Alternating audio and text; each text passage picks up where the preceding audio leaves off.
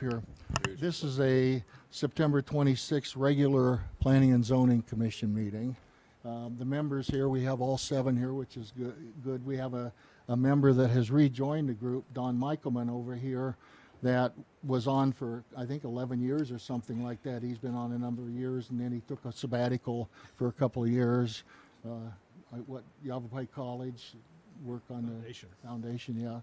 And now he's joining us back, so we've got an experienced land development code type individual rejoining our group, so welcome. I'll have the members introduce themselves, starting at that end. Morning, I'm Mel Roop. My name is Don Michaelman. Ted Gambogi. Good morning, I'm Ken Mabarak. George Lee. Terry Marshall. And I'm George Sheets. We have 3 items on the agenda. The first one is the minutes from our last meeting on August 8th. Do we have a motion to approve those minutes? I so move. Okay, second? Anybody? I'll second. Seconded, okay. All in favor, raise your right hand and say aye. Aye. Aye. Thank you. All opposed, and Don is not voting since he wasn't quite on the commission in that last meeting. The first item of review is the comprehensive sign plan for the Prescott Church of the Nazarene. So George, go ahead. Thank you, Mr. Chairman. This is a request for a comprehensive sign plan that deviates just slightly from the standard sign approval process that we would normally have. The church is located on Willow Creek Road at Pulliam Drive. It is a fairly large complex with the church building itself and then some landscape area and a fairly large parking lot off of Pulliam Drive with its access off of Pulliam. And that's part of the reasoning for the requests.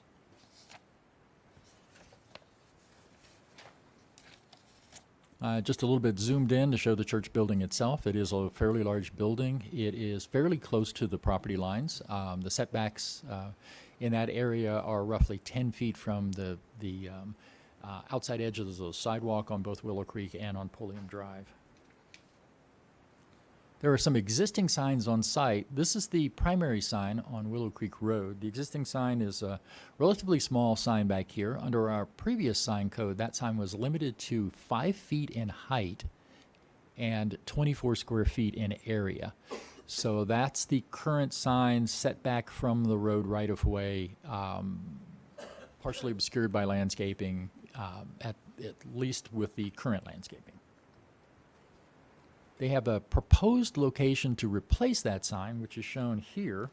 That location is also within the setback requirements of our code, so it meets the setbacks. It's a slightly larger sign, and I'll show you a picture of that in just a moment. They're proposing a 12-foot tall sign, which is within the scope allowed on commercial properties.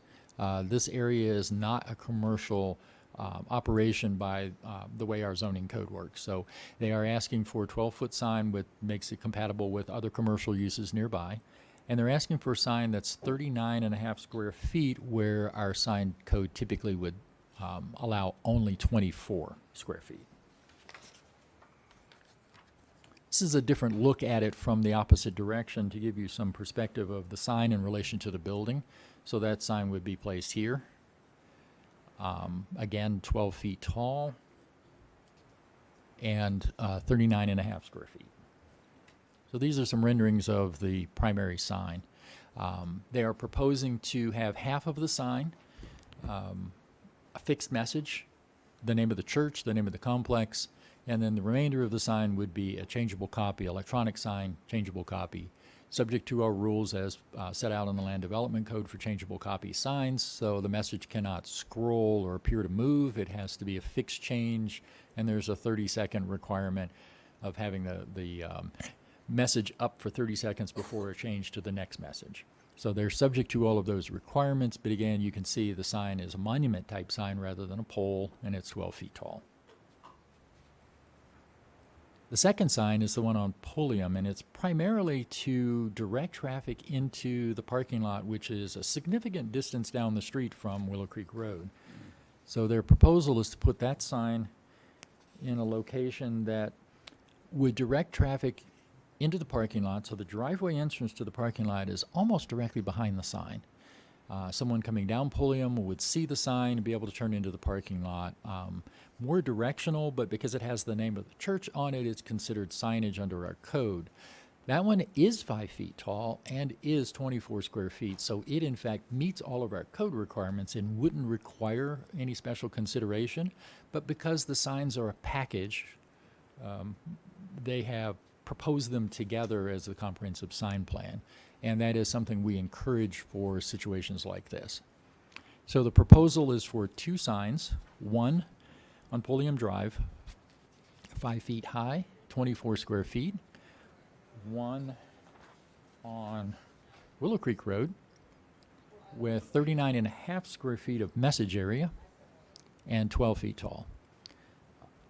As comprehensive sign plans go, this is probably one of the closest to the already existing code that staff's reviewed in a number of years. And we would encourage approval of this and have made that recommendation in your staff report.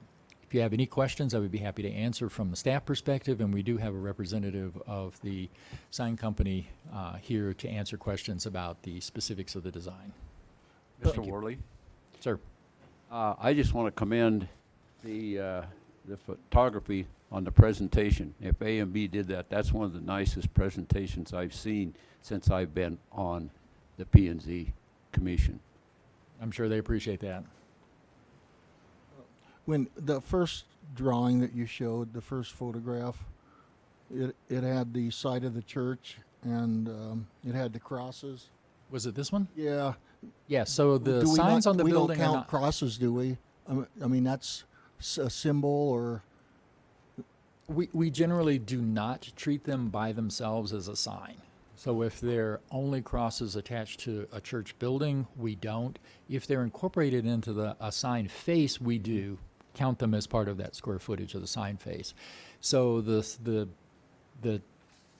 crosses on the face of the building were previously approved by city staff a number of years ago, and no change to those are proposed. It's only the freestanding signs that are included. Any commissioners, any other? Yeah, okay. George, do we have any other churches in town that have asked for an exception for size? We've had three comprehensive sign plans for churches this year come before this body. So this is the third of those, but 2 prior comprehensive sign plans involved larger and more signage in both cases. In this case, this is a relatively constrained request. Thank you. Mel, you had something? Yes. Hi, George. How are you? Good. If you would can you put this one back up with the sign up? That one? That one, yeah. There, Okay. there we go. The letter size on the words Church of the Nazarene are not shown on the plans. Do you know what the letter height is on that? I may have another drawing part of the application which I didn't put up because it was difficult to read. And we do have A and B sign company's representative here who can answer that if I don't have it. Is the applicant here?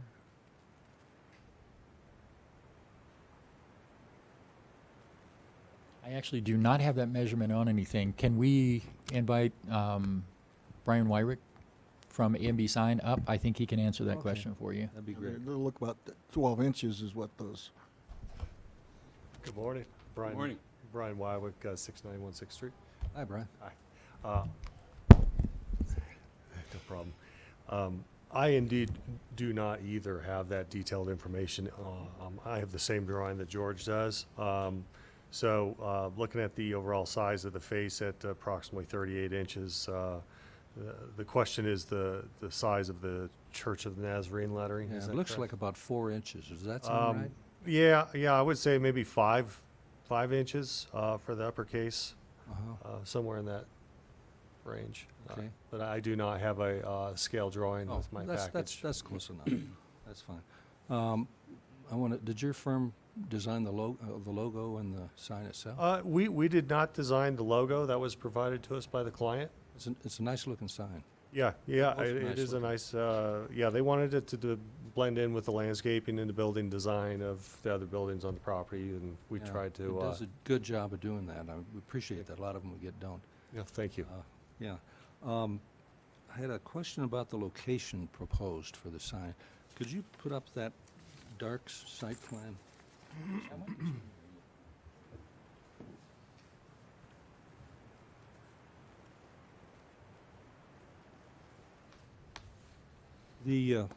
My question about the location, by the way, the sign on Pulliam, I think, is fine. I mean, the size of the sign, the letters, the color, everything is fine. I have no questions about that one. The one out here, I have a question about the location relative to the letter size Church of the Nazarene. And the sign now, which is in the center of the property, and I was asking why a location over here was selected, because traffic coming north on the roadway here, if they're in this area here, to read the words Church of the Nazarene here, those letters would have to be 7 to 8 inches high based on industry standards. So they couldn't read it, and it seems like it'd be important to catch them before they get to here so they can go back where the parking is located. Do you know the reason for the location that was picked? Yeah, actually, I don't think that, I'm not sure, George, if that, when I submitted that package, I believe there was a picture that was taken from the travel lane heading north on Willow. Is that in there? The reason for the placement actually is based on this intersection and the streetlight poles, the utility poles, there's a lot of, and then also landscaping trees and things that have grown up over the years on their parcel.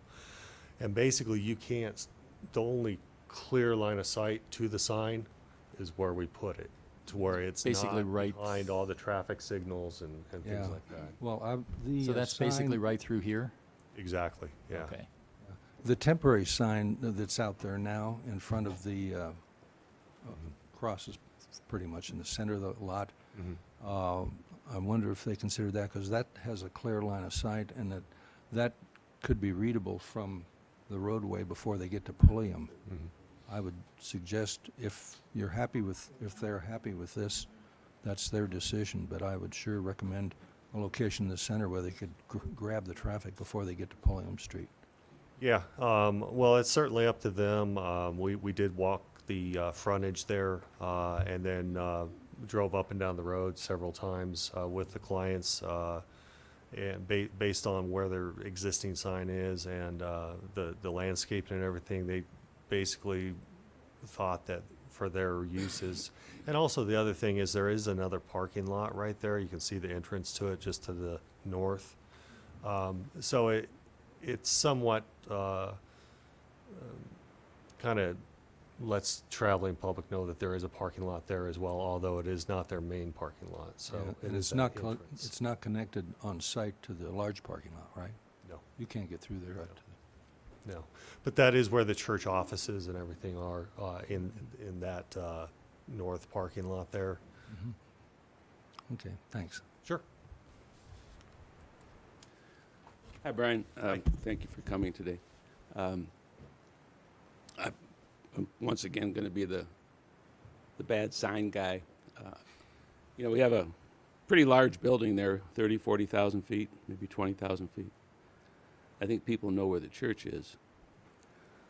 I've tended to be a little minimalist on signs and wondering what their purpose is. And the purpose of this one probably is not to let you know the church is there. And I would hope that the purpose of the sign is not to let you know where the parking lot is.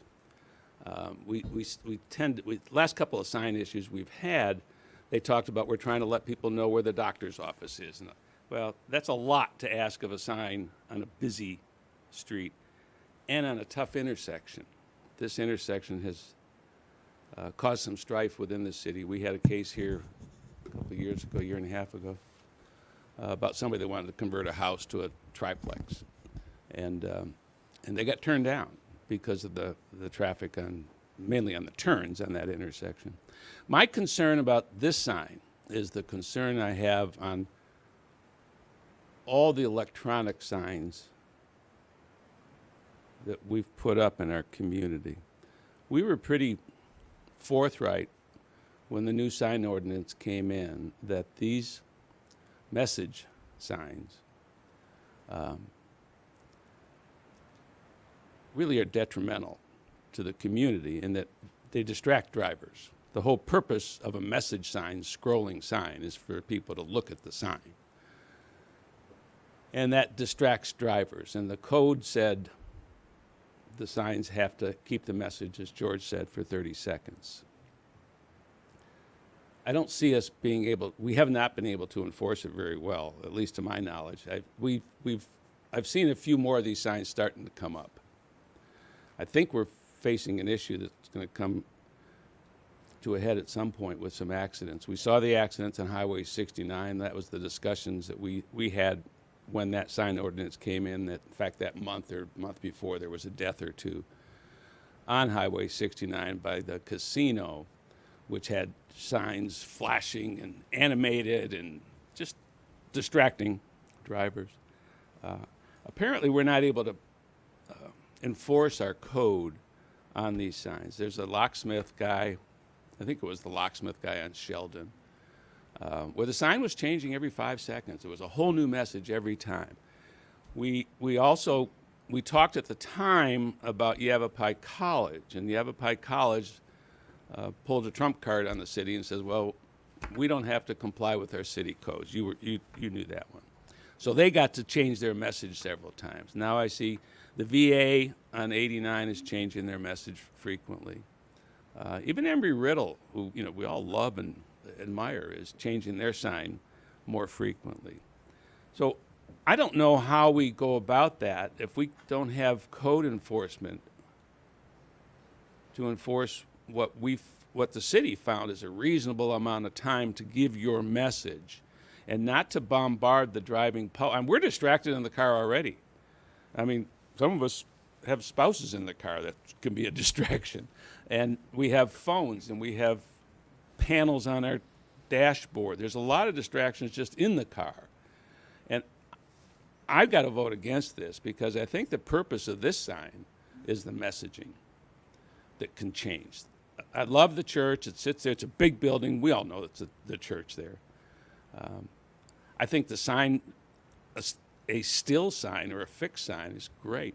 But my fear is that sign's going to change messages a lot. And it's not going to be about come in and talk to the spiritual leader. It's going to be about our bazaar or our card game or something like that. Something non-church related, religious related. So I don't like it because we can't enforce our own code. So I see no reason to approve any more signs that have a moving message unless we can figure out some way to minimize that. And I don't know if there's a way to program it. I suppose you could program it to be a minimum of 30 seconds, but the user could probably change it back at any time. Well, yeah, it's all, I mean, it's programmable, and you can absolutely control the sign, and yeah, it's up to each individual property owner to follow the ordinance as it's written. I agree. And I agree with that. Yeah. And I think the problem lies here, that we've passed an ordinance that we don't know how to, we're not able to enforce. Maybe it's manpower, maybe it's desire, I don't know. But I just have a hard time with all the moving signs. I don't know why they have to exist. But thank you, Brian. You've always done good. And by the way, Terry's right. You did some good graphics on here. Thank you. Thank you. Anybody on this end? Yeah. I mean, I think that the signage being presented is appropriate for that church, and I don't want to ever be called the sign police, where I'm going around and looking at everybody's sign and it's this or that or whatever that, or my job is not to protect the drivers from distractions. The driver's responsible for driving and paying attention to what they're doing, and so, I'm not going to jump on that. That's too much government, I think, when we're starting to protect the drivers. But anyway, any other comments from the commissioners? Nope. Okay. Nope. Seeing none, do we have a motion here? I move that we approve, let me see what the, Mr. Chairman, before you do that, there may be public comment. Oh, okay. Yeah, thank you. Is there public comment on this? Somebody should jump up just so that George was right in doing that. I need to be right at least 50% of the time. Okay, continue with your motion. Okay. I move to approve the Church of the Nazarenes APN 116-07-007B for approval as presented. Second? Second. Okay. Any further discussion? Yeah. Yes. Thank you, Mr. Chairman. I totally agree with Commissioner Mabarak and other communities I've worked in. We had similar problems with changing signs that change too often and they're a distraction. I'm also concerned here because the letter size, just because of the small size of the sign, the letters themselves can't be really big, so they're going to read it at the last second. I think it's going to be a real distraction. I would, if it were, the sign itself is really nicely done. And if it was lower, it's actually about 13 feet high at the front. If it was a lower monument sign with just the top part of it, I think that would be great. So I have a problem approving the way it is with the change of letters. Any other commissioners? Okay. We'll call for the vote. All in favor of approving this, raise your right hand, say aye. Aye. All opposed? Okay. Motion passes. Okay, next item, one that we've seen a number of times, and so George, why don't you tell us how we got to today on this proposal? Thank you, Mr. Chairman. Normally, I would start with in the beginning, kind of a discussion of Please don't. where it is and what we're looking at. As you recall, your last review of this, there were we had a vacancy on the board. It was before Commissioner Michaelman was appointed, and we only had 4 commissioners available for a meeting. At that meeting, the applicant, the subdivider of the property, come back before you to modify their setbacks. As you recall, prior to that, I am going back to the beginning. Prior to that, the subdivision came through, was reviewed by this body, recommended forward to council. Council approved it. It had on the face of the plat the proposed setbacks for the subdivision at the standard for single-family 12 zoning, 25 front, 25 rear, and 9 foot on the sides. So that was the shown on the face of the plat. After that approval by council, the applicants came back and said that it's not exactly what we wanted it to be. There was they called it a Scrivener's error in the plat, and proposed back to you a reduction of those setbacks to 5 feet on all sides. So front, sides, and rear would be 5 feet. At your meeting, because you did not have a sufficient number of commissioners to move it forward, you were split on whether to recommend in favor or denial, with the majority of the 4 in favor of denying the 5 feet. That recommendation was forwarded on to the city council. After it left this body and before it got to the city council, a revision was submitted for the city council that the applicants proposed as a reflection of your concerns, a change to the setbacks to make them somewhere in between the standard zoning SF-12 requirements and the underlying business general. And I will put up one map just as a reminder that the property is almost entirely business general zoning. That change that they proposed reduced the front and rear setbacks from, or increased the front and rear setbacks from 5 to 15 feet, so that they were closer to a point partway between the underlying business general zoning and the original proposal of single-family 12 zoning. The business general zoning would allow setbacks of 15 feet in the front and 10 in the rear, and a side setback, depending on the lot width, of somewhere between 5 and 12 feet. It's 10% of whatever the lot width is. That's typically hard to apply to residential properties. We generally have something that's a standard, like the single-family 12, which says 9 feet. At the city council meeting, the city council immediately said, we need a planning commission recommendation. They said very clearly they rely on you for your expertise, and as a result of that reliance and a desire for you to review it and make a recommendation. They forwarded it back to you for this meeting. That was something that I think is important for you to hear. The city council members certainly desire your input on this process. So I'm going to show you a couple of things, and I apologize in advance. I'm going to tell you over and over today, the only request before us is to modify the original plat's setback requirements. They have not asked to change anything else on the plat. And the plat was approved by council, so it is not open for consideration today. It is only an amendment to the setbacks. That's the only thing you have before you. It's the only thing that was requested, and it's the only action you can take.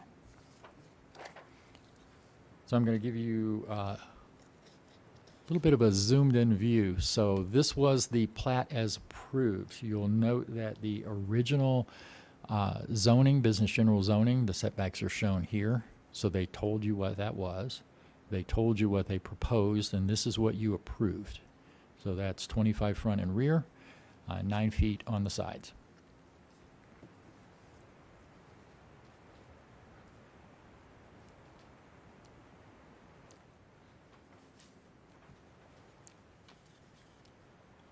What was submitted and sent to the city council was a change from what was presented to you at your last meeting of 5 feet on all sides to this. So again, the original business general zoning is 15 front and rear, or I'm sorry, 15 front, 10 rear, and the sides, depending on the width of the lot, somewhere between 5 and 12 for setbacks. This is the current proposal that's before you today. It's 15 feet front, 15 feet rear, and 7 feet on the sides. That's a pretty standard setback for many of our planned area developments in town. We have a number of them that even have less of a setback requirement on the side, as little as 5.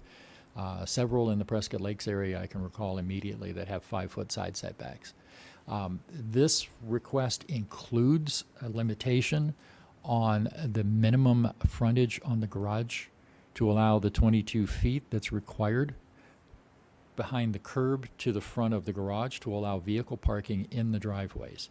So that is something that's in a separate section of the code than general setbacks. It is applicable specifically to planned area development. So that 22 feet is reflected on this request. There are a number of other concerns associated with site design that have all been worked out as part of the original subdivision plat, the one you voted on and the one council approved. Those things are not before you today for action. So again, setbacks proposed, 15 front and rear, 7 on the side. The original approval was 25 front and rear and 9 on the side. With that, I'm going to stop my part of the presentation because this has been something that you've heard from me a lot on. We do have a representative of the applicant here, and certainly we have neighboring property owners here who would like to have a say as well. Commissioners, questions for George here? Commissioner? George, there are 2 sets of plans in our packet, 3 sheets each. At first you look at it, they look identical, but then you look close, and the only 2 differences I could see was the amount of open space and the sizes of the lots. Is that correct? Do I read that? There should be no change to the size of the lots and no change to the open space. That was not part of the request before you. It's only the setbacks. So Okay, if the which of those 2 plans? the one that says correct. current is the one that was approved by council, and that is set. That's the first one that That's has the the one that larger says, lot size of yes, sir. It has the word current written at the top for you on the front page of that set. The applicants have not asked to change the lot sizes, nor have they asked to change the open space. Oh, okay, the first one. Okay, I don't see current on my If copy. there's a difference in the drawings, that perhaps is a Scrivener's error. Oh, okay.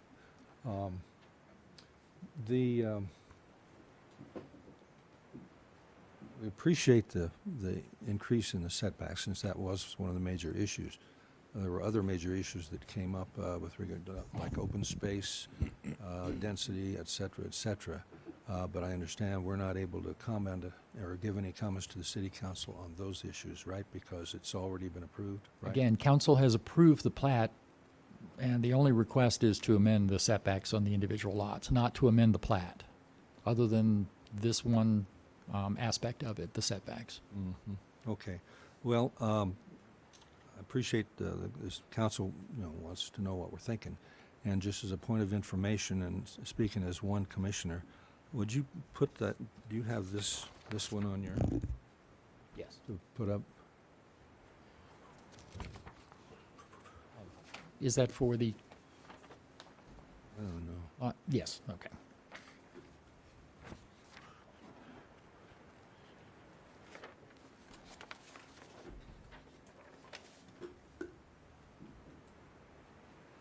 Okay, just quickly, in looking at this and one of the big issues of the community was density and that sort of thing. Not just in numbers, but perceived density as you drive past the project, et cetera, and the use of open space to mitigate that. If we were able to comment, what I would say was one area that I would have suggested that the developer look at is along here, these units are going to be right hard on the street there, very close, and driving by, it's going to have the impression that's a very dense development. One thing I was hoping we could discuss was changing the or moving these units back, relocating this lot and this lot further up in here, and then making up the difference by moving this up here. I did a layout of a different subdivision that would do that. There is room to do that, where you could just relocate. You'd still have the same number of units, but you'd have the units further back from the street here, and it would also pull them further away from the houses on this side here as well. So in the future, I would hope before we make the decisions that we can comment on all the issues that were here. And we didn't have, I just thought we could do that today, and we can't. Comments certainly. Actions today were limited to the setbacks. Yes, sir. Thank you. George, I think one of the purposes of our setbacks for garages, our driveway setbacks are different than the house setback? That's Is correct. that correct? It's a separate setback to allow for the driveway to be So- used for a parking space. This proposed plan, which is what we're looking at today, calls for a 15-foot setback from the curb. Is that for the driveway or for the building? It's the for house? for the building. They're still subject to that 22 feet, and they do reflect the 22 And feet to garage doors. That's what I wanted to bring out today. That will they still be able to park? I think our code calls for 2 ungaraged parking spaces, which would be the driveway. That's correct. So that portion of this plan meets the code. The 22 feet setback from the backside of the curb to the face of the garage door is per code exactly. And the only thing we're looking at here is reducing the front house setback and reducing the side setbacks also by a couple of feet. That's correct. Yes, sir. But we'll still be able to have, the intent of that code of parking in the driveway was to keep people from parking on the street. And so we still have that privilege. That's correct. Yes, sir. Thank you. Any other comments from the commissioners? The developers here, I believe. The first time with those original 12,000 setbacks didn't give you enough space to build the product, the house square footage that you wanted. And I guess now, would you, I guess, step forward and we just want to reconfirm that the product that you're putting in this community is what you intend to put in there, and that this new setback will accommodate that. Yeah, thank you. My name's Luther Kraxberger. I'm the developer, 100 East Sheldon, Suite 200. Yeah, the original plat with the straight copy of SF12 zoning setbacks would dictate that we have to build a smaller footprint house to achieve an economy of scale, or to achieve a product that would sell. We would have to then go into the multi-story. You can see that in several different developments, Astoria, Manzanita Village. There's a few others that they had to go multi-story with this small footprint that they have. So the intent here is to go with a single story for a few reasons. Number one, it would increase the value of homes in the area, which is a concern of ours. It would allow them to sell to a broader demographic, thus increasing the competition to purchase the homes. So supply and demand would dictate that values go up. And then there's just a broader swath of people looking for those homes. So that's the intent. We're really trying to just go with a single story home, and that's why we've asked for the adjustment to what was intended. Yeah, when Question. So with the proposed setbacks, what size house could you put on the lot? There are there's 3 different sizes that we would be able to do. Some of the lots are smaller. We would be ranging from 1,600 square feet on up to about 2,000. We couldn't quite get to 2,000, but that would be the main house plus a 400 square foot approximately garage. So by changing the setbacks by 10 feet, I think that's what your proposal is, Yeah. that you'd be able to at least double the size of the footprint of the house. More or less, yeah. And the intent behind that is just to squash a 3-story house and put it on a single story. It's going to sell better. You're welcome. when you came to us with a 5-foot setback, that's an unusual setback, because if we would have approved that, that would have allowed you to fill up that entire area with a home, and it'd be almost solid construction in there, which is too much flexibility. So that way we, decline that, even though that would have given you flexibility Sure. where to put the houses, but that would have been a very unusual setback. I don't know that the house size would have changed. I mean, Right. I understand the reason behind declining the 5 foot, and I can appreciate that. It wasn't really our intent to fill up all that space. It's just flexibility within that. Many, almost all homes that you see have a bigger building envelope than the house. So it's never, very rare do you fill up the entire building envelope. Okay, Don? Continue with your comment there. How much of the building envelope or the footprint do you think you're going to be using for these 3 models? Off the top of my head, I don't have that calculation. I would estimate it at 70 to 80%. And then obviously you've got all the open space around those houses. But I wouldn't hold anybody to that number, because that's pure It's an conjecture. approximate. Yeah. Okay, thank you. Okay. Any other question for the developer? Okay, let's go to the public. Do we have representatives? And again, today we are discussing modifying the setback so they can put the housing product on the lot as they originally intended. So we're not really going to address issues with Bradshaw Drive or any of that. Those have already been taken over to the other organizations and staff in the city. So, And Mr. Chairman, I didn't fail to mention that, in fact, the city is looking at future improvements to Bradshaw Drive, not just because of the subdivision, but because of its general condition, current condition. Our Public Works Department has that in their work program and are studying it right now. okay. And I failed to introduce Jim Lamerson, our liaison, and Phil Good, another council member that are elected officials. So welcome. Jim's been with Planning and Zoning for, I think I was in the crib. I was just a little baby when you were. Yep. Stare. Yeah. Uh-oh. Cover photo. Okay, introduce yourself. Good morning. Gary Palmer, 280 Point of View. Mr. Chairman, Commissioner, developer, community, I just want to take a moment and thank each and every one of you for all the effort and participation that's taken place so far. I just need to clarify because I want to make sure I'm on the same page and I want to stay on track. But as a cinematographer, I deal with camera lenses, angles, so on and so forth. So I put together kind of a 3D model of what the homes would look like if placed up on that hillside. And it's not a perfect representation, but it's kind of gives us an idea. If you count the homes and so on and so forth, There's 29 of them up there. I've omitted 4 of them because there's this turn in the road and so on and so forth. But just to give us a feel, because when we look at a map that's just overhead with lines and so on and so forth, you kind of don't get the full value of it. So my expertise lies in cinematography, not a real estate lawyer. So this is what I do in the motion picture industry.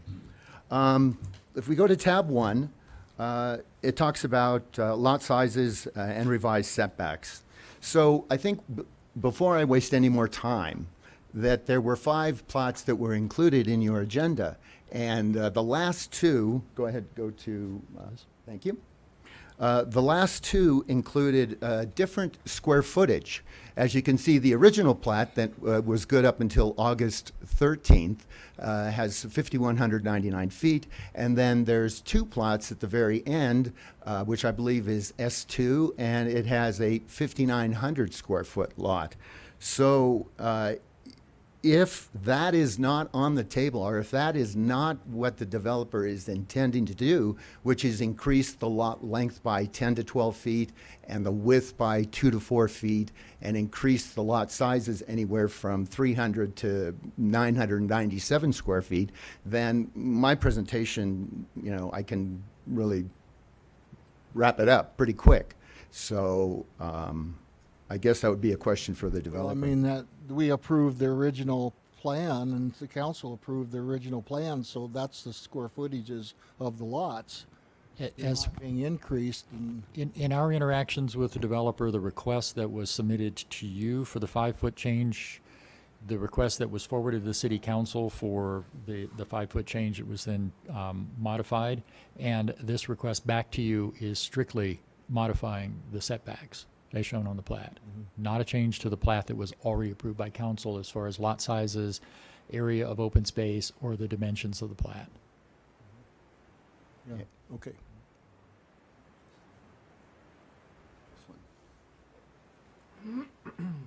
So just to clarify, the original plot is on the left, and we had originally started with 25-foot setbacks, then proposed the 5, then came back with 15, 15, and 7.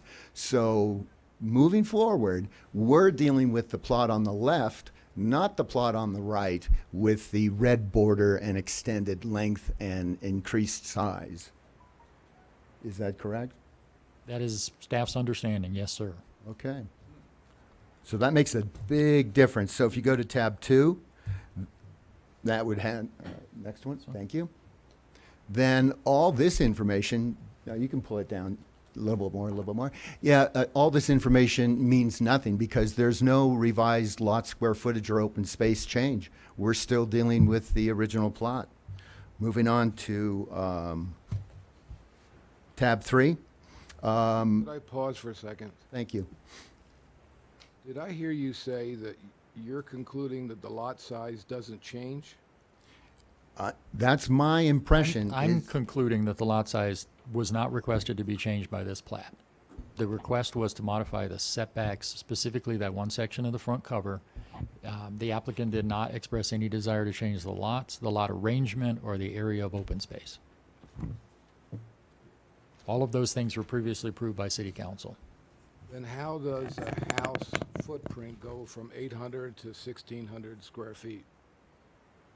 If you look at the additional square footage that's gained for potential footprint area by changing those setbacks from 25 front and rear and 9 on the sides to 15 front and rear and probably 5 to 7 on the sides, you gain quite a lot of square footage that can be applied to the house.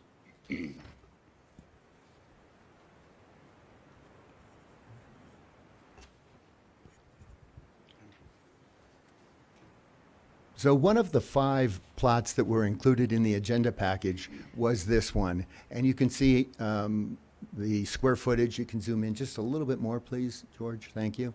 Yes, there you go. So you can see the difference, and they've got the little house drawn on there. So I you know, perhaps it was a mistake in adding these 2 plots in there because the other 3 don't have square footage on them. They have just numbers. So that's why I was under the impression that the lot sizes were going to change. So, but if we're confirmed that that's not going to change and we are married to it, we'll be tab 3 now. Thank you, George. There we go. So it's the grading and drainage plot. Just a little bit more. Widen out. Thank you. And then pull it down just a little bit. Thank you so much. Yeah, that original draining and grading and drainage was done in January, and it was done with the smaller lots, 5199, as you saw. That's always been the plot on the left. And then those lines and those red numbers depict the decrease in elevation up to 30 feet in the center there at a 2-to-1 ratio. And so, you know, if the grade is going to be that steep, 2-to-1, and so close to the homes, I just have some concern for it. But if they're not moving, if they're not increasing the lot sizes, then it's a non-issue for me at this point. I do lose my view according to the plot. Yes, here we go. Thank you. Moving on to tab 4. Since it is not going to increase the length of those lot sizes where it's in red, then we don't need a new grading and drainage plan, because at the very top of lot 5 with a 25-foot vertical cut, 2-to-1 slope, we need 50 feet, where if they increase the length and move those homes closer to POV, then they only have 40 feet at the closest point on lot number 5. But again, it's a non-issue if they're going to stick with the original plot. And then they can keep their original draining and grading program and so on and so forth. So, but the way it stands right now, on lot 2, it's a 22-foot vertical cut, but on lot 1, which is where my house is, it only comes down 8 or 9 feet. So if they build a 15-foot home, then I do lose my view. And but I seem to be the only one affected by it. Perhaps lot 6 may have an issue, but I did not do the math on that one. So with that in mind, do you have any questions? I'm assuming the single story is going to be somewhere between 25 and 28 feet, somewhere in there. So you're going to be looking over the top of it. Well, so on lot number 2, go ahead and point to it, where there's this blue home. A few meetings back, David Benner got up and drew that blue home in there, and then the line that's right above the roof line is the level of the grade where the dirt was. So when they take that 22-foot vertical cut and cut down, then my impression that David said that we would not see that rooftop. So it works well for lots 2 through 5, but for my lot, I'll see half the home. And that's if they keep it to like an 18-foot home, you know. So I really like the idea of taking lot 1, and I believe it was 23, and placing them somewhere else and moving them away. That would preserve my Prescott view, as it were. So. Okay, thank you. Thank you. Other members of the public?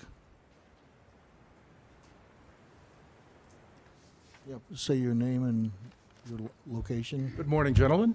My name is John Olson. I live at 302 Double D. And before I get started, just to verify, there's 2 sets of drawings in here. One dated January 15th or thereabouts, and another set dated August 15th. It's the January set we're talking about, right? The January set was the set that was approved by City Council. Thank you. Okay. Changes things a bit, but doesn't change what I'm going to recommend. And if you'll bear with me for just a few minutes, I'll go through some history, and because it takes me to my recommendation. What we have here in Bradshaw Hills is a little under 11 acres of very hilly and steep terrain. Some of it's unbuildable because it's so steep, using normal cost-effective techniques. Developer understandably wants to maximize his profits by maximizing the number of houses he's going to build, and he wants to minimize the amount of dirt. that he has to move around. That's all understandable, but left to his own devices, without any other guidance, this gets to inevitably very high density, very small lot tract homes. I can see the typical lot size that he proposes here is around 5,500 square feet. Smallest lot is 5,700 square feet and change. These are small lots, and I can give you a couple examples to illustrate that. First, city code calls for a minimum of 6,000 square feet lot for any non-pad single-family lot. This is the minimum lot size, and this minimum lot size is larger than every approved lot in Bradshaw Hills. Larger than every approved lot, excepting maybe a flag lot if you count the pole. And it's 25% larger than the smallest approved lot. Take a look at another example. Per code, minimum double-wide manufactured home space requirements are 5,000 square feet. On the approved lots, half of them are too small to even put a double-wide on. Lastly, I read that Granite Dells Estates has decided they want to build new homes on significantly smaller lots. Sounds similar to what's going on here, with the notable exception that their significant smaller lots are 7,800 square feet at least. Half again larger than lots we're looking here. And I would say you don't find similar high-density small lot tract home developments elsewhere in the hillside of Prescott. If that were to be the case, we'd see 20 houses crammed onto every 1 acre semi-flat space instead of the dispersed housing that we have.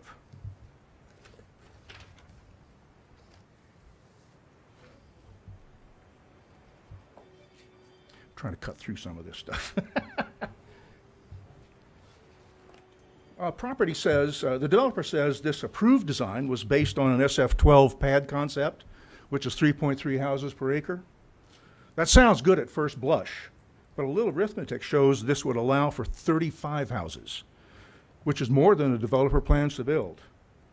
So it's not the number that's important to the developer as a pad.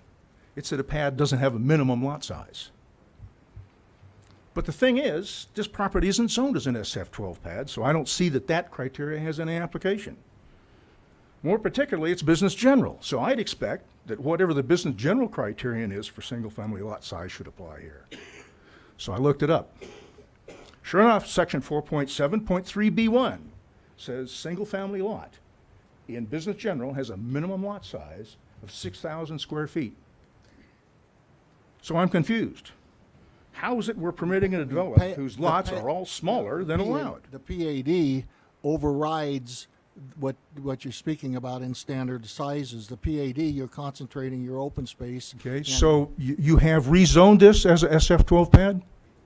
It's approved plat as a PAD. Mr. Chairman, Yes, if I okay. could explain, unlike the county, PADs are a type of site plan or subdivision. They're not actually a zoning overlay. The county uses them as a zoning overlay, but we do not. So they can be all that time applied- I spent combing through the zoning map was wasted.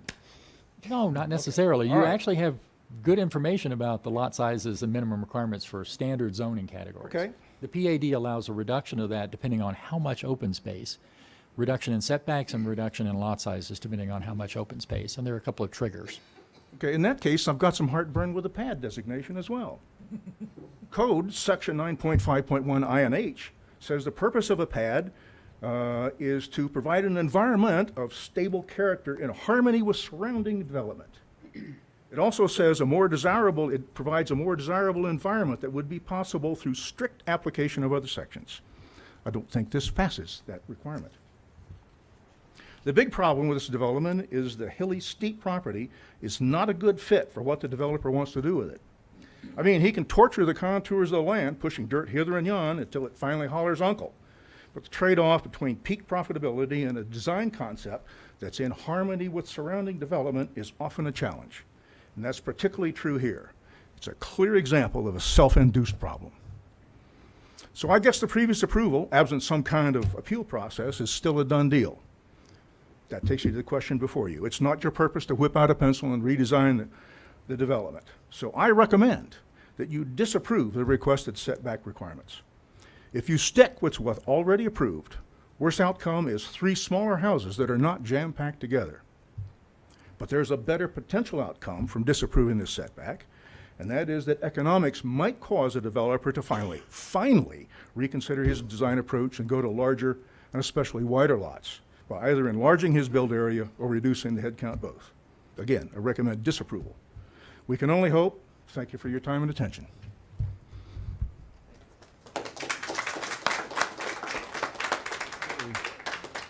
Anyone else from the public would like to speak? Yes, come on forward.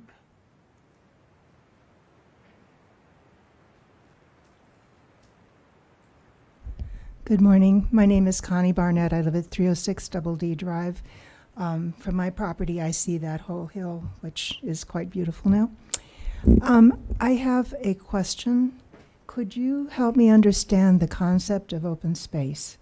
Because my understanding of open space is quite different from what the proposed development is considering.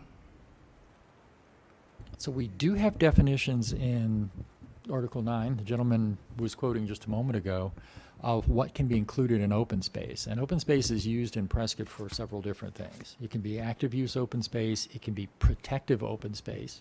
Well, lots of steep slopes are considered open space for protection, so you don't have grading and drainage associated directly with them. Open space can also be areas that are specifically designed to accommodate trails. So there are a number of different things that can be done. Under a PAD, you could even have manufactured open space in the form of small parks that are considered open space for active recreation purposes. So there's a fairly broad spectrum of definitions which could apply to open space. In this case, some of the lot appears to be, I apologize, that's going to be a little hard to see. Because of the slope on this area that drops down to what was formerly the Peridot and now Brookdale, that slope area being designated as open space is actually protective of the slope, so you don't have grading or drainage in that area that would potentially degrade its stability. So some of this is to provide a protection on that side. Some of the other open space areas provide buffers. Some of them may be used for active recreation or may be used for trails.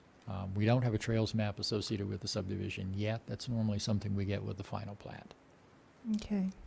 Yeah, knowing, excuse me, knowing the area very well and having hiked over most of the terrain, it seems to me that the developer is suggesting that open space is a positive thing in this case. It is not going to be accessible by anybody who lives there. I can't imagine anybody developing trails on that.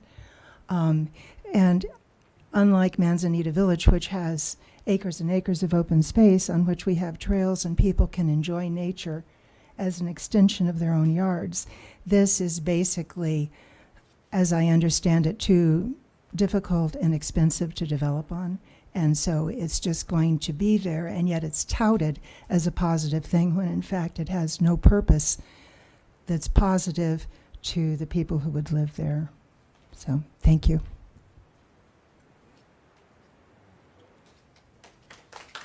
Okay, anyone else here? Rick Clare, 268 Point of View. My concern is for the grading that's going to be done. If you look at the line there between Bradshaw Heights and the development, there's going to be a drastic grading. And it's going to start, the grading at the top is going to be roughly around 20 feet from my structure of my house. And I've got some concerns for the future for drainage on that.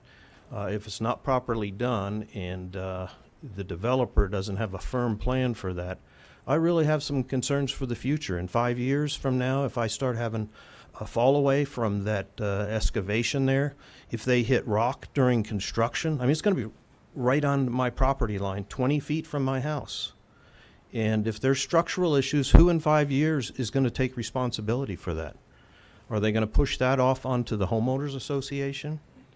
And then I had one question for the developer, and that is, why are they so diligently protecting that open space when from the very start we said just move the subdivision out a little bit, and that would solve all the drainage issues, the excavation issues, and all that.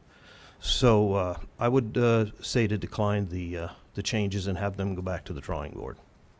I mean, Thank you. Again, we're only talking about setbacks today, nothing to do with the. Well, the overall setbacks plan. have a lot to do with the approval on what the developer is going to do.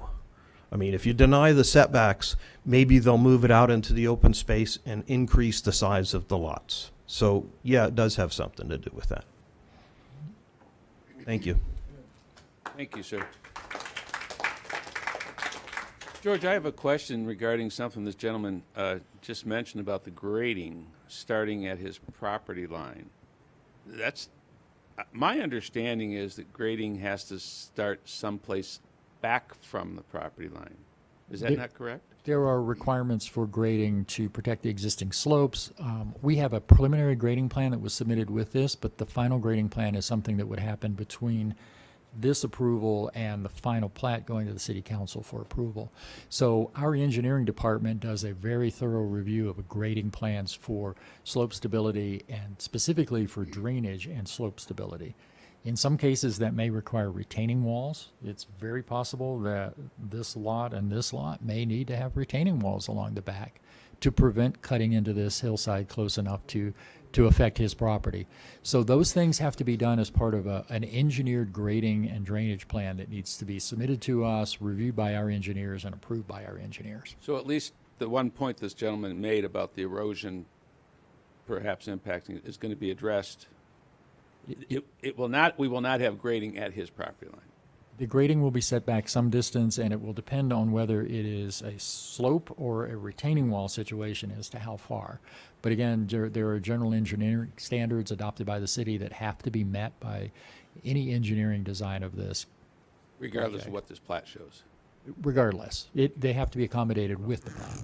Can I address you again? Okay, come on. Gary Palmer, 280 point of view. Tab 3, please. Thank you. So to answer your question, from what I understand, the house that the gentleman is talking about, 5650 in red, that is his home. And so between 5650, then there's these 2-foot lines which mark 2 feet. So between that 50 and then 40, 30, 20. So when he says that grade is going to, according to the plan, the grading is going to start right at his property line, that's true. And that it's not going to be 20 feet away from, like, start at 5630, which would give his backyard and some room to help support and shore up his home, as well as the home that's to the top of that. It's because the homes are so close, and the grading begins right at their back door. So, and I think that's what we're concerned about, because according to the original plan from January, it drops 30 feet there within a distance of 52 feet for lot number 5. So for 50 feet, we're going to drop 10, 20, 27 feet, according to those hash marks. So I think that's what the concern is. And if it was pushed and pulled away and we had some flat land separating where they begin their grade and where the property line is, I think that would bring some peace of mind to the residents there, that in a torrential downpour, that the hillside doesn't go down. You know, I lived on a hillside in California, and my kitchen sunk 6 inches. So when I remodeled, I had to jack the house up 6 inches because the dirt right on that line, which is really kind of like the house I lived in, it totally settled 6 inches. So, so that would be, you know, a major concern for us. But as George pointed out, if this is all going to be, you know, bulletproof in the end, then I guess we're fine. But I guess we're maybe not feeling so comfortable about it, you know, at this point. As I understand, this topographical representation in 2 feet is existing today for the most part, and making the assumption that we're going to go in and grade this as if we're creating this artificial side hill is not my understanding. There's generally an intent to save as much existing landscaping and vegetation as possible to keep that hill stabilized. So I don't know that, assuming that this isn't going to be a big cut hillside as far as I know. I'm under the impression that it is going to be cut, and on behalf of the developer, it was done so that we could preserve our views. So I thank him for doing that and lowering the 30 feet there. I don't benefit as much from it. I only get 8 feet off of the grade. But, I think that was something that they did, in our favor. I mean, otherwise, I believe two meetings back, David Benner mentioned cutting it down 10 to 15 feet, but that was only a verbal statement that he made when I look back at the transcript from the meetings. So, but if they're married to lowering it down 30 feet and beginning the grade and that cut right at that property line, then it is scary for a homeowner, especially with the weather. And we don't know what the density is 10 feet down, 20 feet down, 30 feet down. Nobody knows. So, it'll be discovered as it gets graded down. So, that's all goes to Public Works Engineering, the grading plan. And so Again, our engineering department will review and approve a grading plan before any activity is approved on the site. So that will include soil stabilization, stabilization of adjacent properties. We certainly don't want to see any development adversely affect adjacent properties, and potentially a combination of slopes and walls to preserve those properties. Mr. Chairman. George, would you clarify for me, that property owner and the way these drawings are shows that they have the right, per these drawings, to start excavation at his property line? No, there is a space between the back of the lots as shown and the adjacent properties of roughly 15 to 20 feet. They would do excavation in there, again, depending on how low the eventual building pad is. They may have to excavate into that. They certainly could build a retaining wall adjacent to that, but there's some internal separation of roughly 20 feet between the back of that lot and the lot on point of view. So how? And then the lot on point of view has their setback between their property line and their actual house. Is that shown on here? Yes.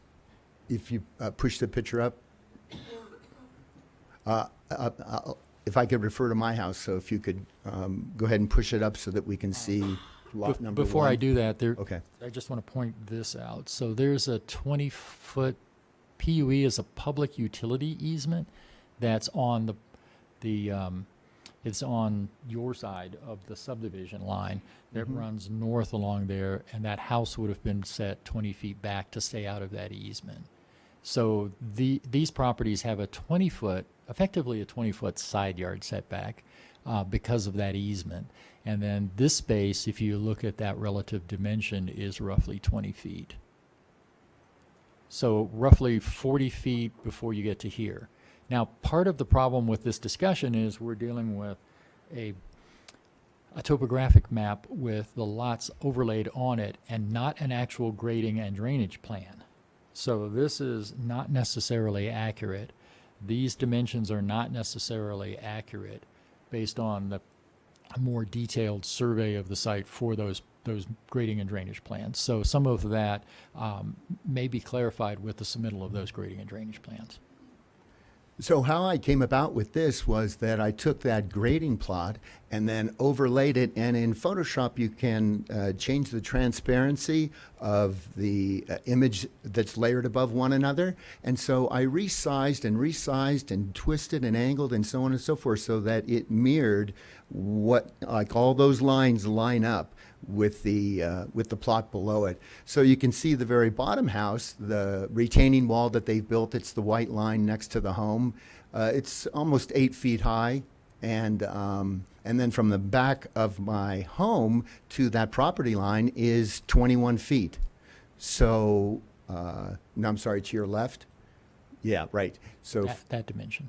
nope, it No? would be straight away like. Oh, this dimension. Okay. Yeah, left to Okay. right. So there's a 20-foot difference between, the structure of my house and that property line. So for me, I was under the impression that when I line them all up and make them all match, that was their intention for the slope to cut down 22 feet on lot number 2, of 25 feet on lot number 5, and that to do that, you can see I don't get that much. I only get 10, not quite 22 feet between the property line and lot number 1.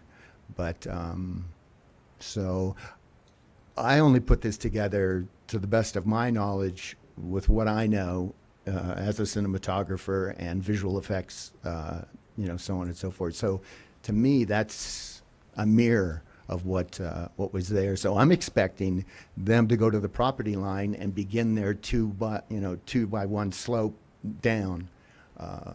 So, okay. Okay. Any other questions? No. Okay. Okay. Thank you. Again, back to the purpose of today's meeting, we're looking at changing the setback of where the structures are going to be such that they will be able to build a 1,600 to 2,000 square foot house in there.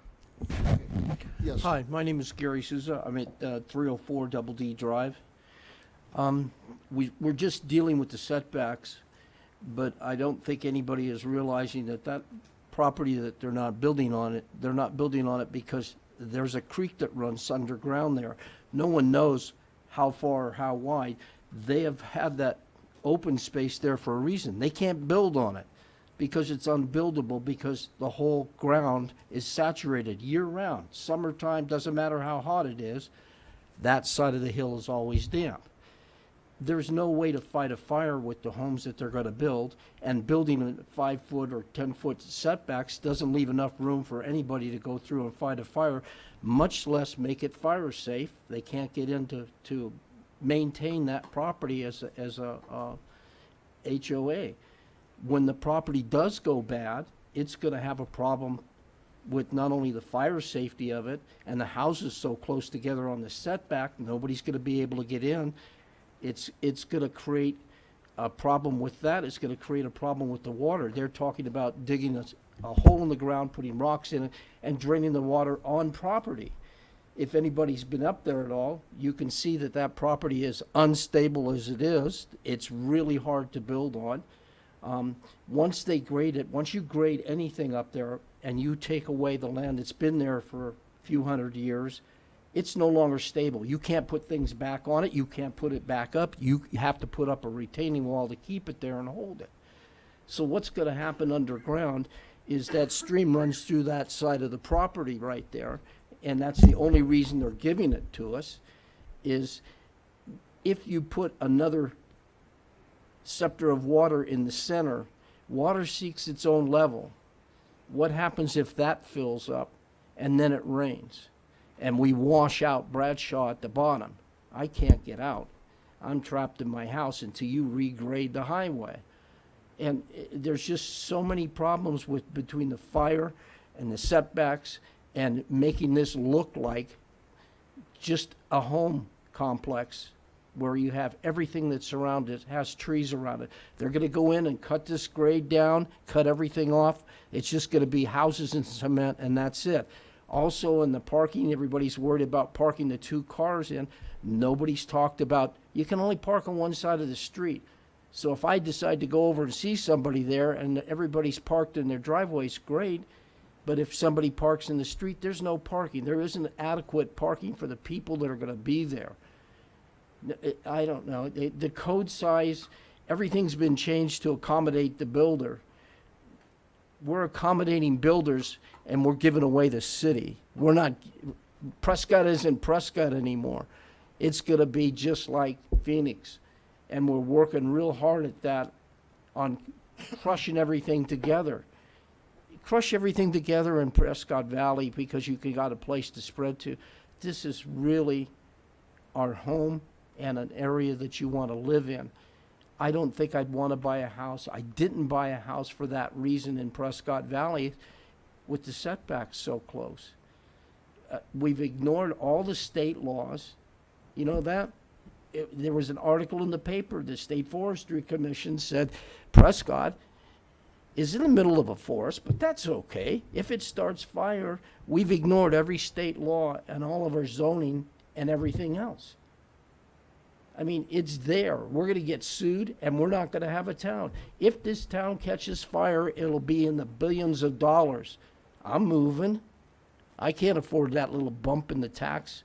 We're not looking at safety for people going down the road. We're not looking at what we have as a city. We're just looking at accommodating a builder who wants to build 35 houses, and he's doing it on a smaller area because he can't, because the water's there. Once you put a big hole in the ground with rocks in it and it fills up with water, where does it go? Maybe Manzanita Village, maybe out through the front of the Bradshaw Drive. We're not going to know where it goes. We're not going to know if that's not going to work on that property already, just because it's going to drain there. I mean, as the water sits there now, it's fine. What happens when you dig a hole next to it and the water seeks its own level? Are we going to have a drain? There's no storm drain there, so when that goes, that property's going to float. And it's going to go all over. I don't see everyone looking at what we could do better for the city, for the town, and what's there. I didn't move to my house because I wanted 50 houses on the other side all built up close together with no view. We're not talking about a housing development that has anything, no trees, no nothing. Wait till you start grading there. On my property, if I dig a hole and I try and put it back on the side of the hill, it doesn't stay. We're dealing with something that's even worse than my property.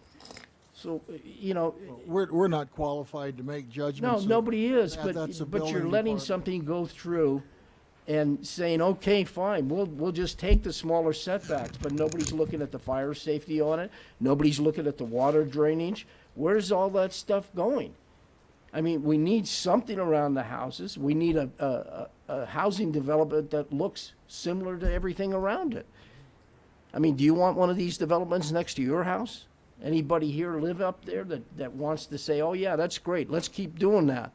We'll buy out 5 houses and then stick 35 on it. Mr. Chairman, It's just not working. It's not. just to answer some of those questions, the city diligently reviews all development plans. Our fire department is a reviewer of our plans. Our engineering department, water grading, drainage, sewer plans, all of that are part of the review by the city. We do not take it lightly. City staff is paid for this reason, and we take our job seriously. So we look at all of those things. You can guarantee me that then, that the property's gonna stay there? You're gonna be liable for it? If they construct according to approved plans, it will stay there. Okay, I'll sue you when the property goes down and I can't get out of my house. I don't care. Makes no difference to me. There's another way out of your neighborhood. Well, You if can go the other way. If you're building the way you're looking at it is yeah, when we get to that point, then we'll see what's gonna happen.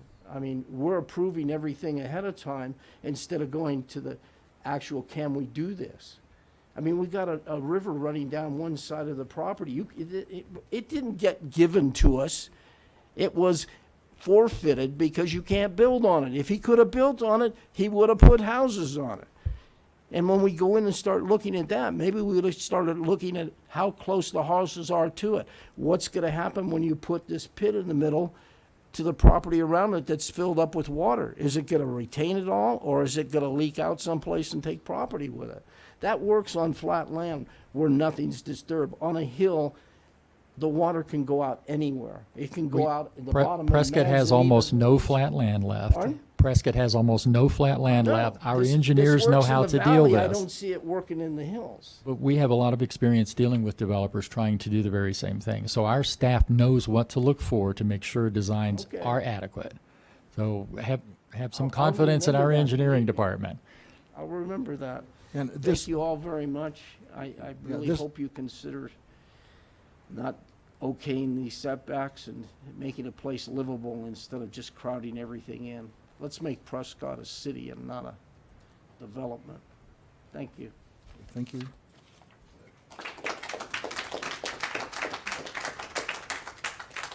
Okay, Anyone else?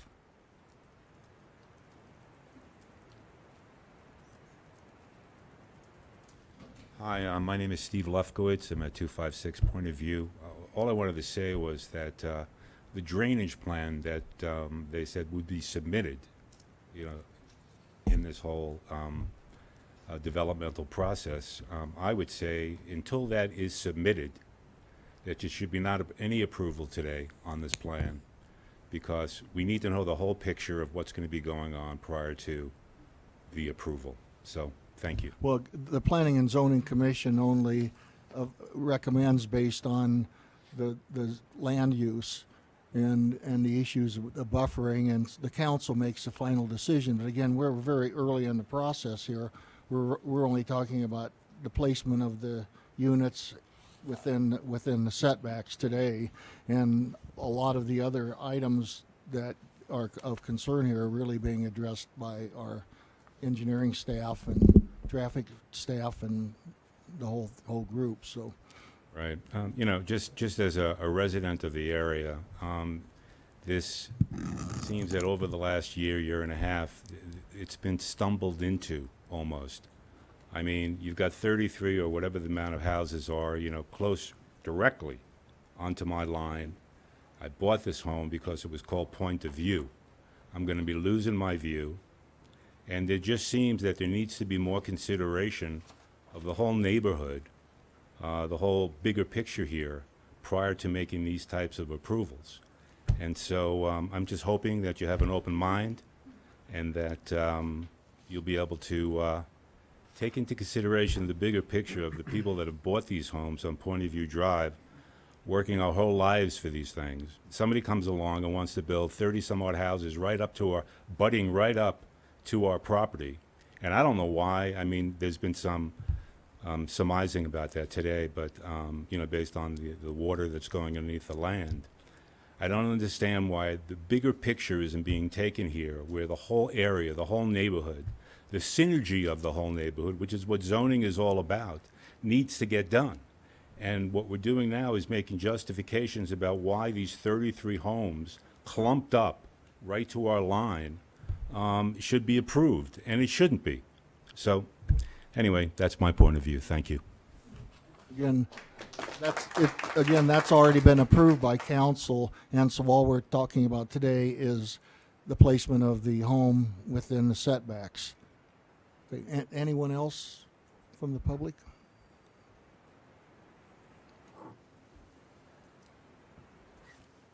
Thank you. Connie Barnett, 306 Double D Drive.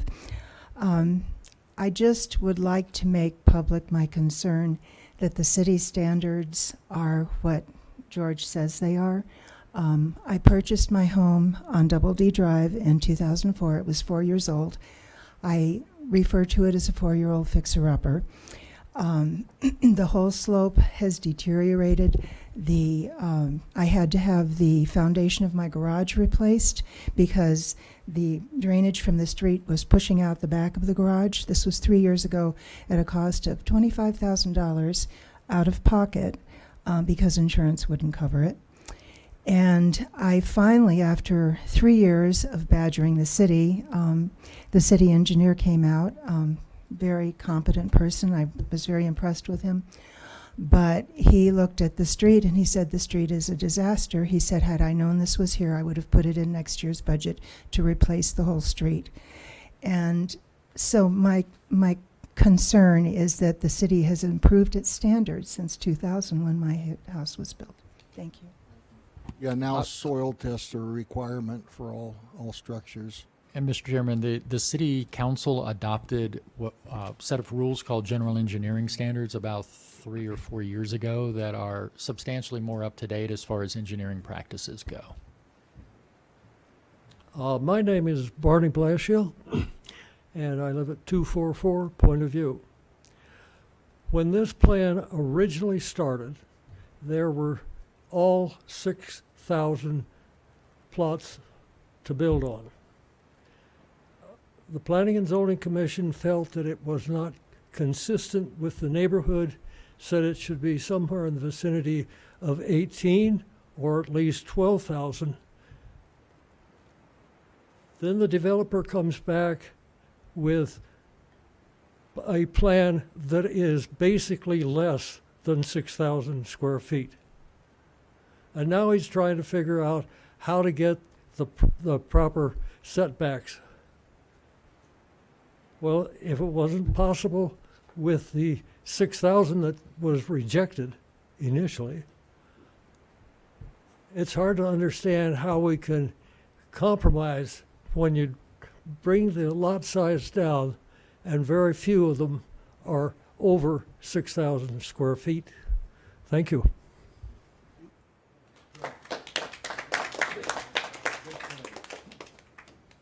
Okay. Anyone else? Okay, commissioners, comments?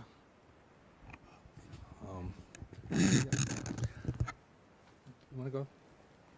If I could, I want to make a comment of how impressed that I am, and I'm sure some of the other commissioners echoed my thoughts.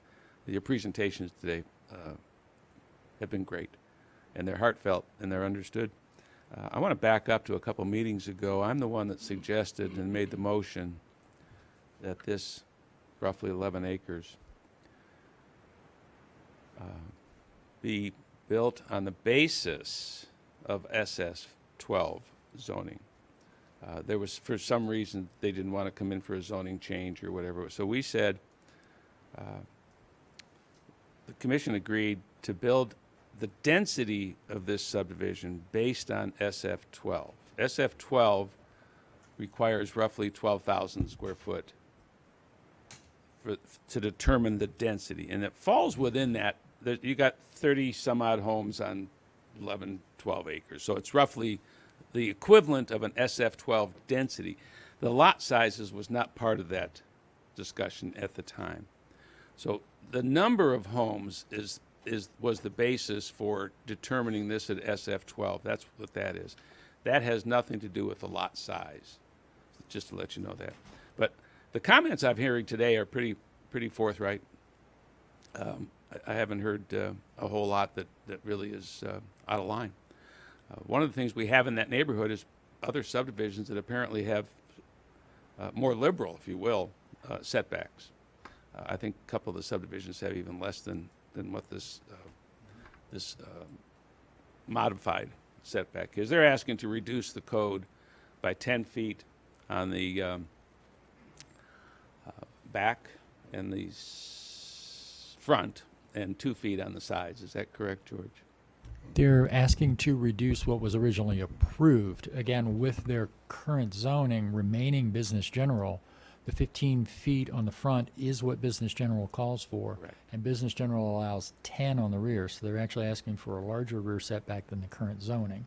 They're reducing it from what was originally approved by 10 feet front and rear. So, government works in mysterious ways. If you've ever watched Washington, this looks like child's play. And I apologize to Mr. Palmer in not accepting your packet this morning. Let me just say, it's very difficult in heated cases to really deliberate with great prudence when you're handed some information 5 minutes before a meeting. So I apologize for not accepting it, but that's my basis. The other fellows can do what they want, and they probably are quicker than I am in reading, but that's the only reason I didn't want. I've already looked at the packet that we have and the public has and the people at home have. So I didn't want to look at your packet. I hear these comments. I think they're great comments. I think every one of them has some validity. I don't understand how we know what the water's doing under the ground, but we have engineers and we have a department to do that stuff. I just wanted to tell you that I think this property is fine for the number of lots. Some of the details you guys are talking about and referring to are valid points. Those are discussions maybe for council. In our purview, we're here to do just what we've been doing, and I would suggest that you bring those topics that you've had up with council, because they can deal with it much more swiftly than we can. So, but thank you again for the great professional presentation. All of you were great. Mill, I believe you have a comment? Yeah. Thank you, Mr. Chairman. I just wanted to clarify before we do vote, however it goes. why I'm voting, why I will vote the way I will.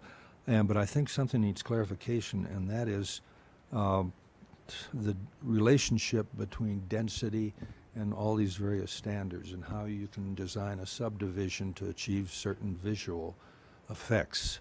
At the last meeting, one of the things I suggested to do this is you can incorporate green belts between houses, and I suggested if you have clusters of houses, even if they're 10 feet from their neighbors, total building to building, if you cluster them and have open space belts going through them, you can have the perception of lower density, even though it still has the same number of units per acreage. So I think there's a lot of confusion, and I think some of the commissioners mentioned this, between density as calculated by the code and density-wise over the whole site. This meets code. Density as perceived by people that drive by the property or look at it every day is a very different thing, and you can achieve that many different ways. When I suggested utilizing some of that open space throughout the project to open it up, I don't care if the lots are smaller, if they're closer together. The overall density is perceived to be less and more attractive, in my judgment. And I think our new commissioner, Don, asked an excellent question that isn't usually discussed, and that is, what is the site coverage of each lot? A lot of cities have maximum site coverage for different zoning categories. We don't have a maximum site coverage for each lot. In our code that would apply here, the applicant said that and I realize it's an estimate because he didn't have the numbers. He said 70 to 80% site coverage. Even at the lower number, 70%. The relationship between what I'm going to vote on, as strictly as you directed me, will be on the setbacks. Whatever the setbacks are is reflected in the site coverage. And the higher the site coverage, the more dense it appears. And that is determined by the size of the setbacks. Changing a setback from 5 feet to 7 feet on the side does nothing to change or improve the visual density of the project to people that have to view it. So I'm voting strictly on that, and I don't believe that adding 2 feet to each lot is going to change the perceived density of the project. You'd have to, if you used other tools to get your perceived density and use of open space, you wouldn't have to have huge setbacks between houses. So I think an additional 2 feet is not going to address all the issues which are relevant on the overall density of the project. So you would have to have huge setbacks to really make a difference. If we had elevations of 10 of these units with 5 feet or 10-foot setbacks, you wouldn't even notice it. You couldn't tell. So it's not helping any of those open space concerns. So I just wanted to clarify that I'm strictly voting on the setbacks today. Okay, any other commissioner comments? Okay. Does anyone want to make a motion? Oh, okay. There were a lot of comments, if I may address some of them before you make a motion. We are, and I confirmed with the engineer who's unable to be here today, we are voting on this plat. I mean, I know it's the setbacks is the change, but the whole thing is being voted on. Is that correct, George? No, it's the change to the setbacks. Okay. The plat was previously approved by council. Right. Okay. Well, just to address a couple things, we'll probably withdraw, but just to address a lot of things, it seems like there's a lot of misconception about what an SF12 PAD is. People may not understand what the open space is there for. If we moved the homes down the hill, it would further disturb the view. I mean, there's so many conflicting opinions on the commission as well as in the public about where the houses should be, how we should change, where it should go, moving houses, moving setbacks, moving lot lines.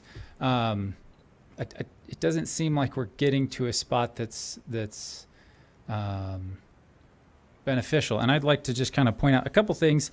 One we'd happily increase the lot size. I mean, if we push the lots out, that's something we can go back and do, and keep these setbacks. That'd be fine. So we'll probably do that. All the homes are going to be sprinklered. That's a requirement that the fire department's already dictated to us. So we're happy to do that. That's already in the line items. There's going to be several water retaining basins, so drainage and runoff is going to be mitigated to the best of the city's capability of projection. Those are all part of the development process. When the folks on Point of View bought their house, they bordered Business General, so it would be hard for me to understand how a house, and I may need some help on this, how a house is more detrimental to your property values than other items that would be allowed in Business General. To put any number of things on there that are allowed under the Business General zoning would be far more detrimental to the view, to the characteristics of the neighborhood, to the everything that's been talked about today. Whether we move on to a different property or someone else comes in and puts a hotel, an apartment complex that's allowed under Business General, they put that on there. I don't see that the property values of the neighbors or even the aesthetics of the neighborhood being positive from that. And I could be wrong. I'd welcome comments on that. But lastly, I want to point out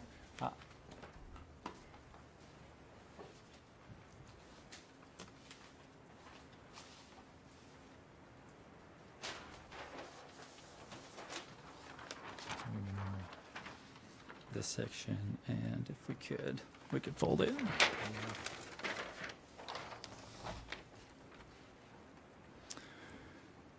So this is the plat for Manzanita Village. Because we're here asking for setbacks, I wanted to point out some of the neighboring property setbacks. I know that different properties are approved in different ways, but if you'll notice, it says no side or rear setbacks unless otherwise noted. Well, they're not noted anywhere else. The front setback is to be 16 feet. Now, if you'll notice, also, the public utility easement is 32 feet, and the property line goes from the middle of that public utility easement. So the front setback is effectively 0.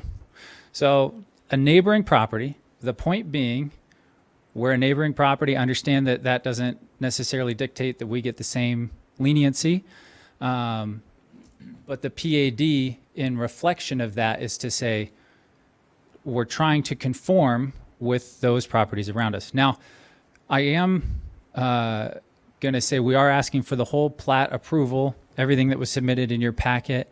If that's not something that can be done today, we'll gladly withdraw. But I just wanted to point this out to say, we're not asking for 0. We didn't ask for 0 at any point in the process.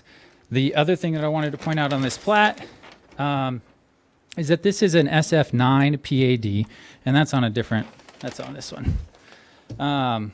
You'll notice that's the bordering property there.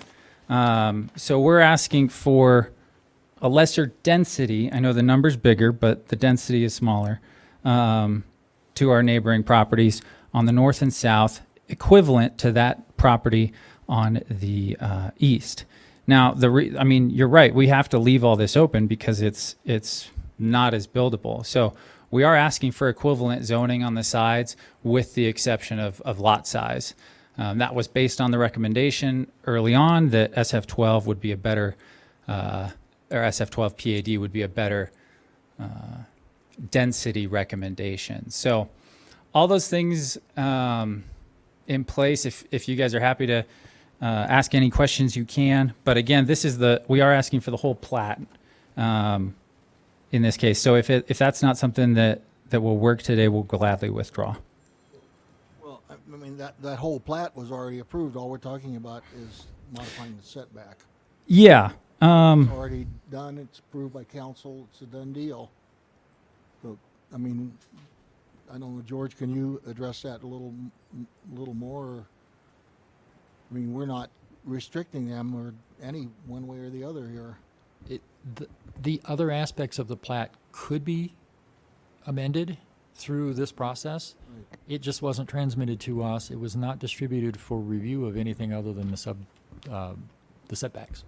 So if that was the intent, that wasn't communicated to us. And we do not have other reviewers who normally review things like this, including our engineering department, fire department, building department, involved in this because it was only a setback issue that was presented to us. Right. And through the course of time, however long this has been, the project started out with 51 units and has been reduced to 33, which provides a lot less density than what you had originally. Okay, any commissioners, any further discussion? Okay. Before you make a We got a member of the public that wants to speak, or? Yeah. I think two things to say here. Again, my name is John Olson, 302 Double E Drive. First, looking at Manzanita Village as an exemplar of what should be done in this new development, I think is a real long reach. Manzanita Village is sui generis. It's unique unto itself. It's a wholly different concept, has nothing to do with this subdevelopment here. I really reject the notion that you should look at Manzanita Village and say it has any application to this.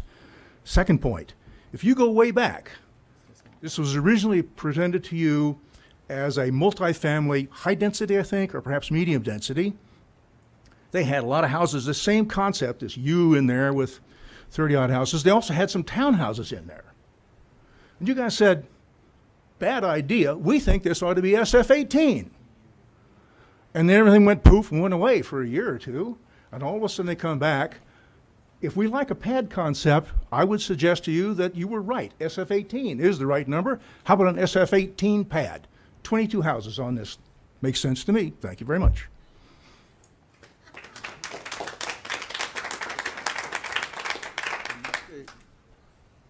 Well, I'll just George, let are we everybody- doing a public, this is not a formal public hearing, is it? We're allowing the public to comment, but it's not a public hearing that we need to close. By law, no, sir. By law, okay. Okay, Gary? Okay, Gary Palmer, 280 Point of View. So just to be clear, the 5 or 6 plots that were included in today's packet, just for Luther, so that we're all on the same page, you know, those extended lots and the lot size changes and all that, all these mean nothing. It's really just the setback, 15, 15, and 7, and that this, when we get, however it votes, this means nothing. We need to go back to May 30th and the approval for both City Council and P&Z. So these numbers and these things, this doesn't mean anything.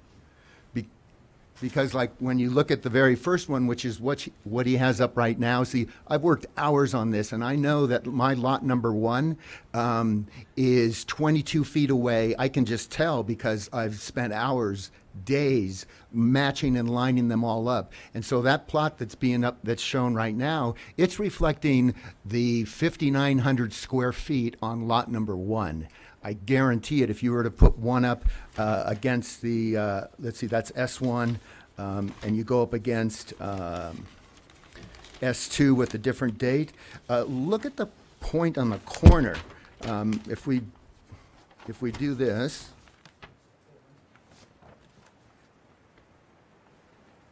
Well, I mean, this is not an engineering drawing of a site plan.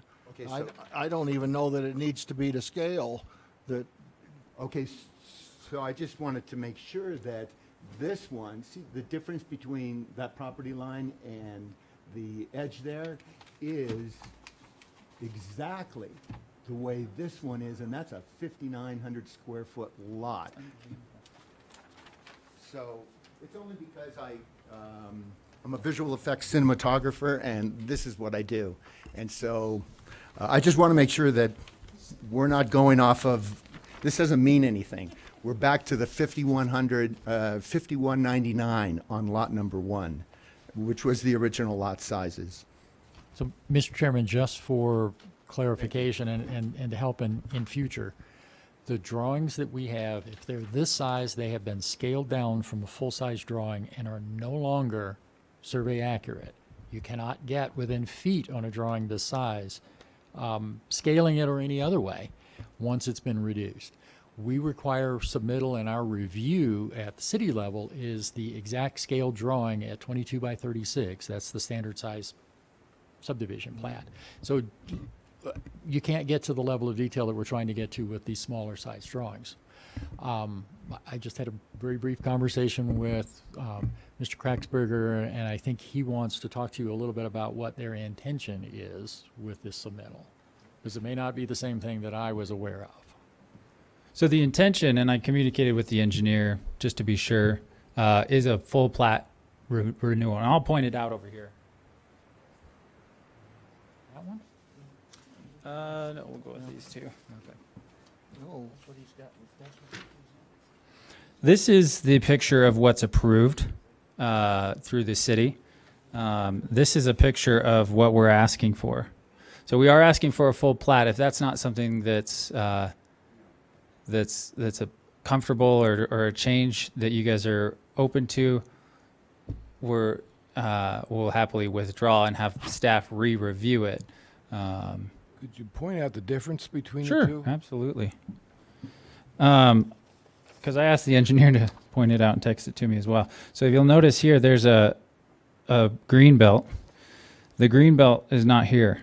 So the setbacks are achievable for the home. We're not changing any of the grading and drainage. The grading and drainage stays the same.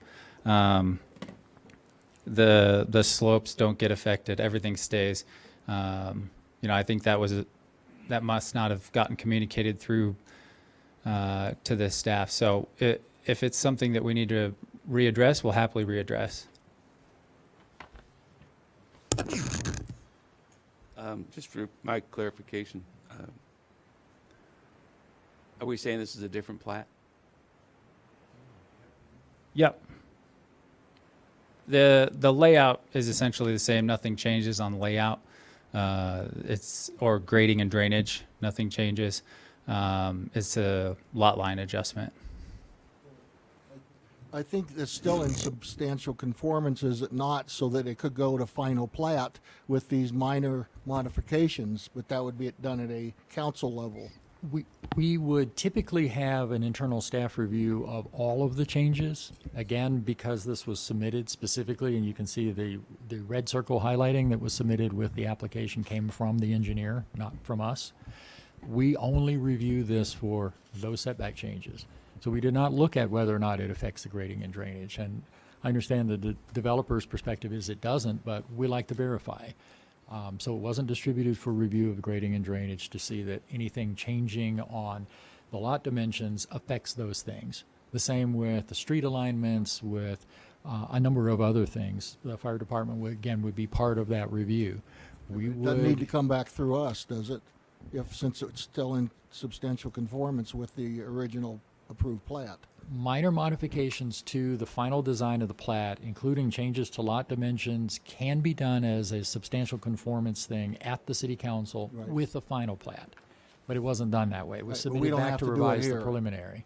So we're making headway if we look at the setbacks, and get that issue behind us today, and then they can do their drainage and get ready for final plat. If you make a motion and take an action on the proposed setbacks, and the staff gets the full submittal back from the applicant for our review, it potentially could go straight to city council and not back to you. That is correct. And I agree that it is in substantial conformance to what was previously set, but it's different than what was on our agenda. I think we just need to call for a vote and figure out what's going to happen here. Yes, you would, given the question about how much of the plat's actually being changed, if you make a motion, if you could be explicit as to whether you're approving just the setbacks in your motion, that will help us in the rest of the review. Okay. This is not a public hearing, but I'll hit that like that, and we'll say we're done receiving public input. Thank you very much. We had a lot of it, and it was very good, and the issues are well understood. A lot of them are concerns will be addressed through the remaining city process that certainly are well noted. So do we have a motion here? I will make a motion if I can find the suggested one. And I Mr. gotta Chairman, go- I'm not sure we gave you a suggested motion this time. There were 3 options, I think. Yeah, I don't, now I'm Recommended. confused. You usually give us one so that Matt Pedracki is happy. We got to give Matt, well, maybe he should. Well, we do. Somebody made him happy because they made him wear 2 different socks today. I don't know if anybody noticed that. Matt, did you get a? One of his did you daughters, get a probably. donut? Did you get a donut today, Matt? No? Sign. I don't see any suggested motion here. Yeah, it's in here, you just have to find it. I can't find it. Some of the pages were printed on back and front, and I lost track of where we were. This one's cleaner. We're gonna put it up on the board for you. Okay. I got it here, I believe. I found it. Take a look at the one that's on the. That's this one, isn't it? I'm not sure we can use that number because that number shows a different layout of the property, of the lots here. All we're looking at is strictly the setbacks of this proposed plan. If your recommendation refers to this number, this is the project number for the plat.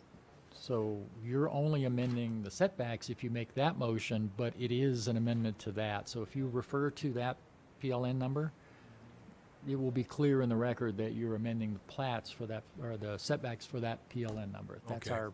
our project number. I would like to make the motion to recommend approval with modification of the denial. Is that what we're doing there? You can So- approve or deny. Oh, I see what- Yeah, Pick it's one. 3 options. Gotcha. I recommend approval of the setbacks as presented in the plat dated. George, I can't read the date on that. It is. I can't read it either. The plat labeled proposed. I recommend approval of 10-foot setback on the front, on the 15-foot setback on the front, 15-foot setback on the rear, and 7-foot setback on the sides. Thank you, that was very clear. Subject to the plat being in substantial conformance with the prior plat. Okay. Ooh. You don't like that? And I'm open to modifications. I mean, I believe that he stated what the new revised setbacks are and nothing else that we're approving because he didn't mention anything else, so That's true. I think we have a good motion. Do we have a second here? I'll second it. Bring it to vote. Okay. Any further discussion? Okay, all in favor, raise your right hand and say aye. Aye. Okay, all opposed? Okay, I believe that's 6-1, so the revised setback is approved. Thank you very much. Now, we don't adjourn until we give Bran a chance to say something about whatever's on her mind, if anything.